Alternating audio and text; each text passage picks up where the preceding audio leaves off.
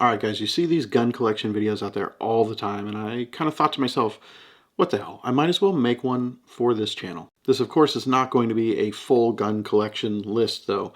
Those things kind of bore me. What I'm actually going to do here is more of a, I don't know, all-star list. Now recently I had this custom case made and shipped to me by my case builder. I'm pretty excited about this thing. I'll go ahead and leave a link down in the description, but I'm super happy to have this. If you need a tough built case for anything from firearms to drones, cameras, I don't know, astronomy equipment, my case builder is where it's at. I'll be doing a full length review and breakdown of this case over on my main channel, 360 Tactical Solutions, real soon. But I figured, what better way to introduce this product than to do a top 5 handgun video, if you will. This case is fully customizable. It holds 5 guns, 18 mags. You know, you can go ahead and use it with weapon mounted lights. You can use it with a red dot. It's super versatile. So this is my, for whatever reason, I only get to keep what I can fit in the case, top 5 guns. Everything else has to go. Hypothetically speaking, of course. All right, let's start this list off with my Magnum Research 9mm Baby Eagle. This one right here, this was my very first pistol. I went down and bought this on my 21st birthday.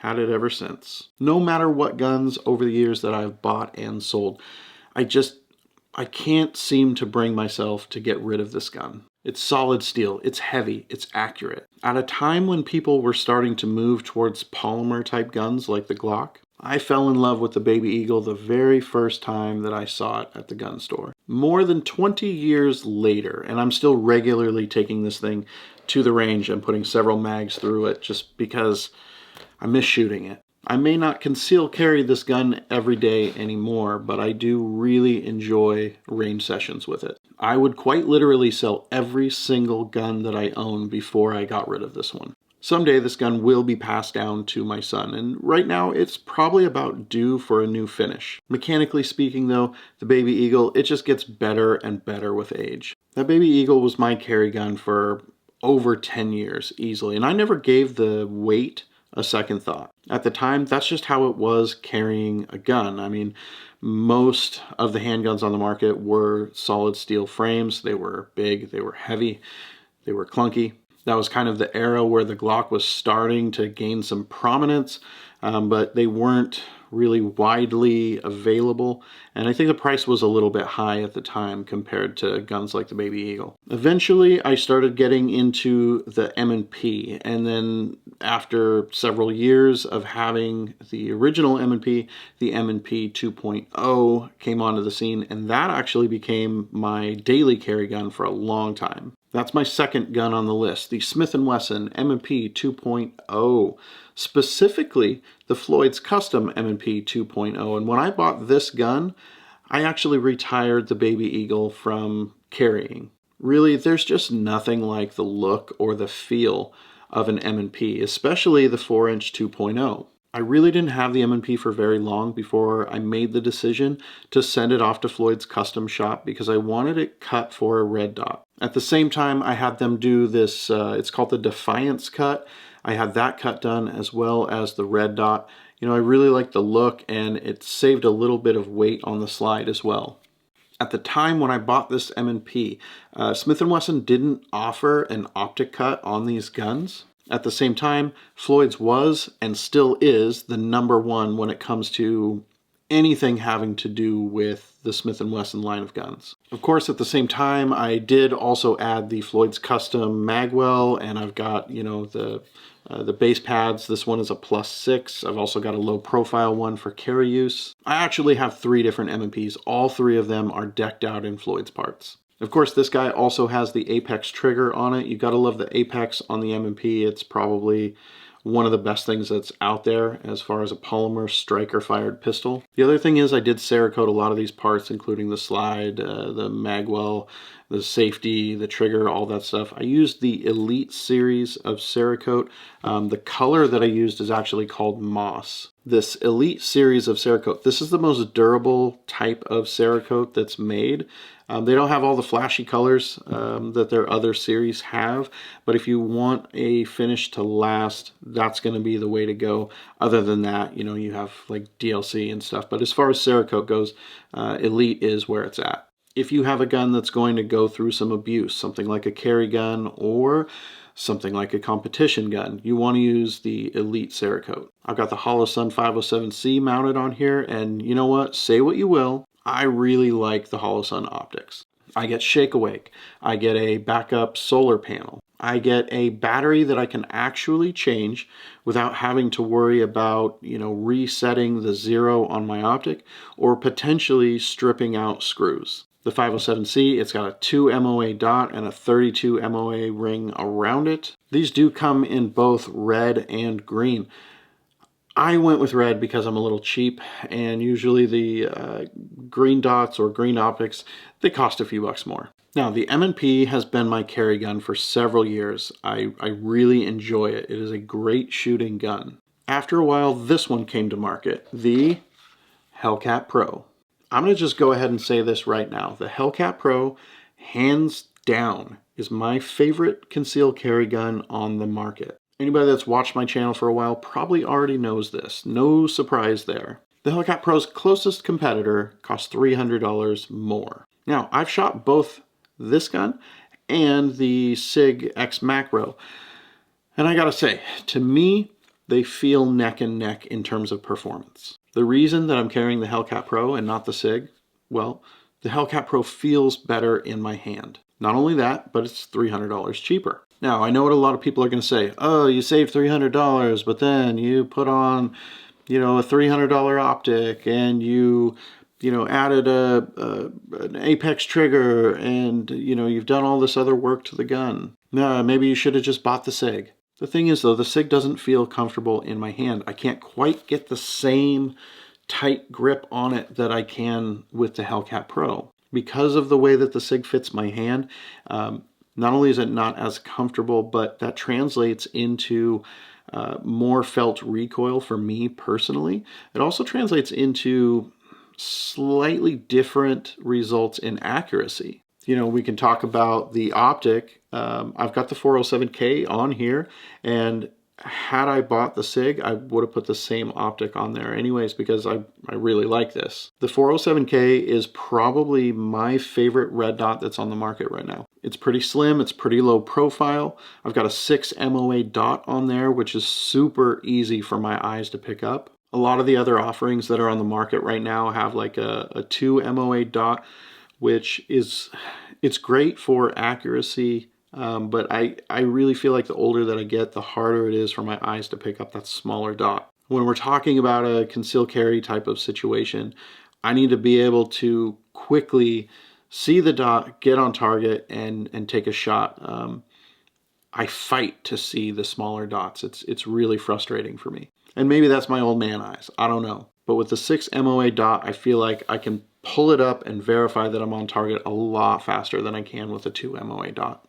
And of course, I do have some other aftermarket goodies on here. I've got the Apex trigger.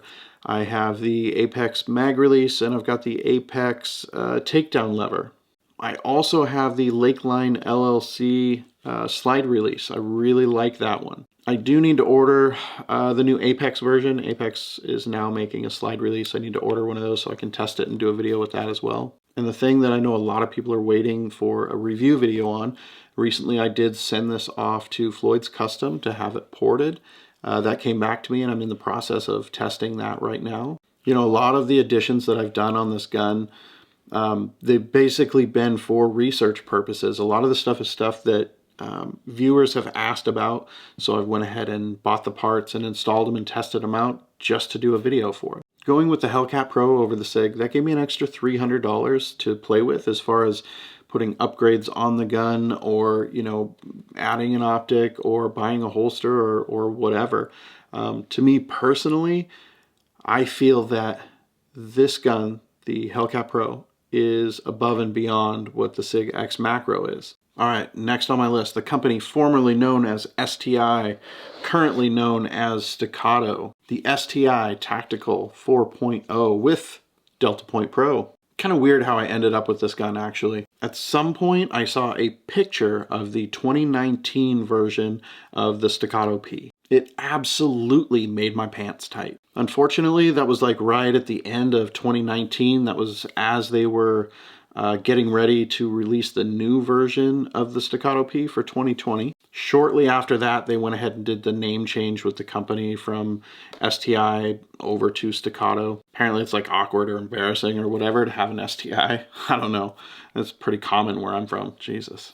Anyways, I couldn't find that 2019 Staccato P anywhere, and I really liked that 4.15 inch version that they were selling. The next version of the Staccato P, I believe, was a 4.5 inch. I don't know, I wasn't really a fan. I like this look right here, this boxy look, a lot better than I do the slightly larger one. And I know it's not all about looks, but sometimes it is all about looks. I genuinely can't tell you how much time and effort I spent looking for that 2019 Staccato P. I finally had kind of given up when I got a lead on this guy right here, the Tactical 4.0. It is slightly older. I believe this one was from 2018, so it's a year older than the 2019 version, but it's basically the same gun. I jumped on it because the number of firearms in this configuration out there was going pretty quickly. When I originally purchased this gun, it did come with the tree bark stippled grip.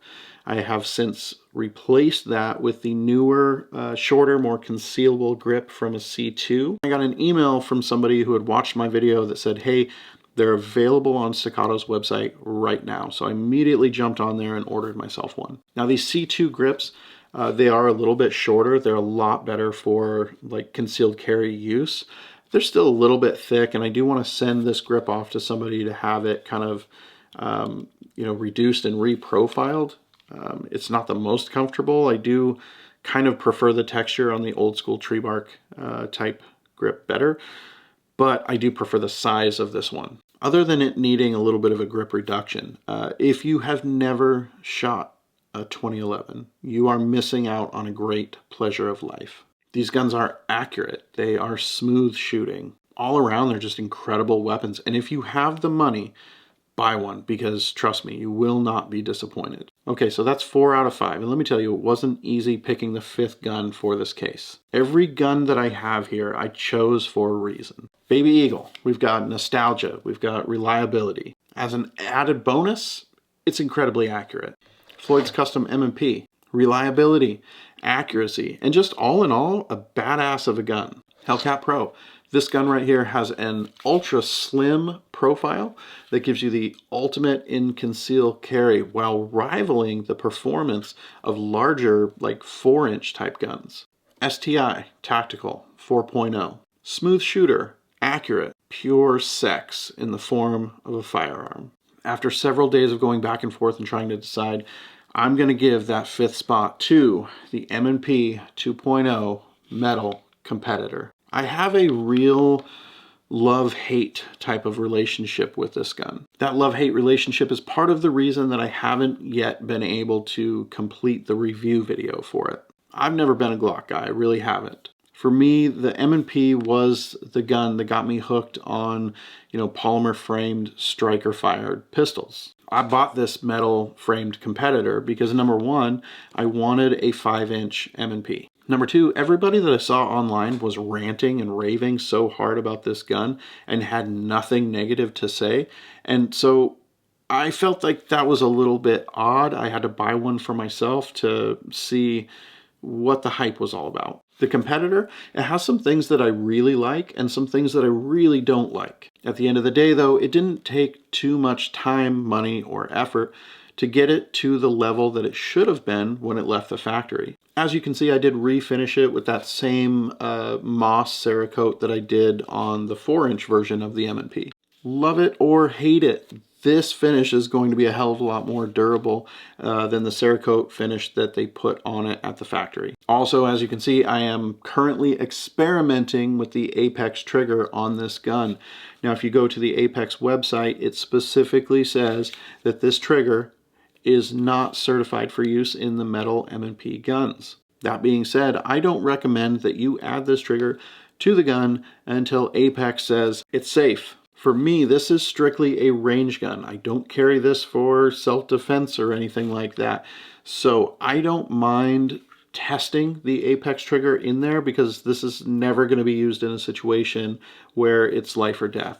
Also, the competitor, it's in the name, it's a competition-minded gun. The amount of take-up that's in the stock trigger for this gun is insane for a competition gun. I don't want to make this video a rant about the things that I don't like about the metal M&P competitor. I'm going to save that for the review, and believe me, that it's coming soon. It's in the works. I will say the triggers that they are putting in the newer Smith & Wessons, those are a drastic improvement over the older hinged style triggers. That hinge trigger is originally what was in my 4-inch M&P. Now this new trigger that they're using, they're putting it in the 4-inch M&P, the 4 1/4, they're putting it in the 5-inch, they're putting it in all the 45s, and it's the exact same trigger in the 10mm, as well as both of the metal M&Ps. Yes, it's an improvement over the old triggers. Competition guns, though, they are not duty guns. They're not concealed carry guns.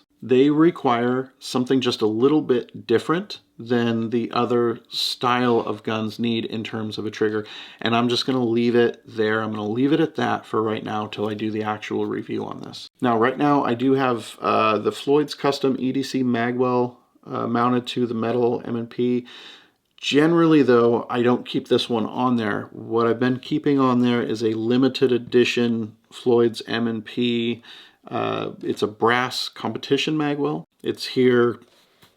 I think it's on my desk over there. Anyways, I Cerakoted that black to kind of match the theme that everything else has with both of my M&Ps. The reason that I have the EDC magwell on there right now is that I have this Mantis X. I don't know if you guys have seen these, but this is a little unit that mounts to the pick rail on the gun, and it collects all sorts of data so that, well, what I'm doing is I am trying to track the recoil while using the metal frame so that I can compare it to the recoil on a polymer frame to see if there's actually any difference at all between the two as far as recoil goes. That should be an interesting comparison, and that's a video it's on the list. It's coming in the near future, but that's why I have the EDC magwell on there right now. As far as the M&P competitor goes, I like it. It fits in my hand really well. It's very comfortable. I shoot it really well. I have a bunch of these 17-round magazines for it.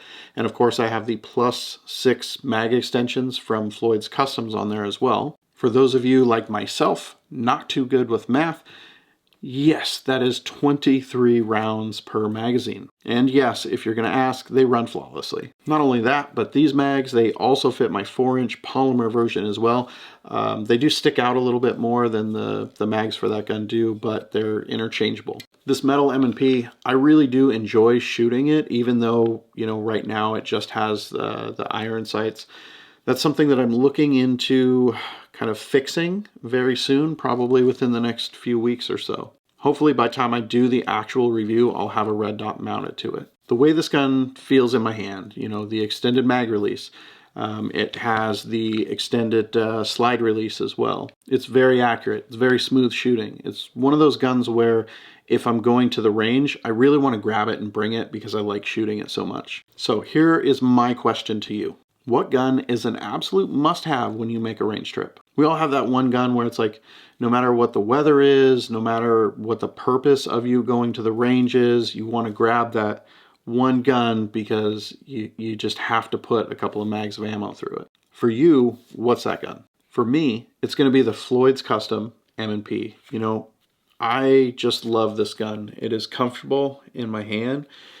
It feels natural. I'm incredibly accurate with it. And no matter how many rounds I put through it, it just keeps on going strong. Never had any issues with reliability or anything with this gun. So that's my top 5 right now. That's my top 5 pistols that I would keep in some weird event where I could only keep the guns that I could fit in the case and I'd have to get rid of the rest of them. That's it today, guys. Thanks for watching. Hope you guys enjoyed. I'm going to get out of here today and go enjoy some sunshine, but I'll tell you what, I'll see you back here real soon.